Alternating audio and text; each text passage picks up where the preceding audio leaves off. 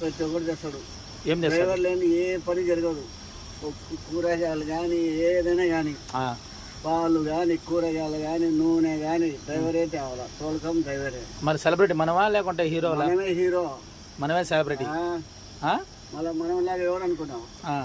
మళ్ళీ మేము తేకుండా ఏముంది వాళ్ళకి, వీళ్ళకి జీతాలు వస్తాయి. కంపెనీ వాళ్ళకి నూనె ఏమైనా ఆయిల్ తేకపోతే డ్రైవర్ లేకుండా బతికేలేదంటావు? అస్సలు లేదు.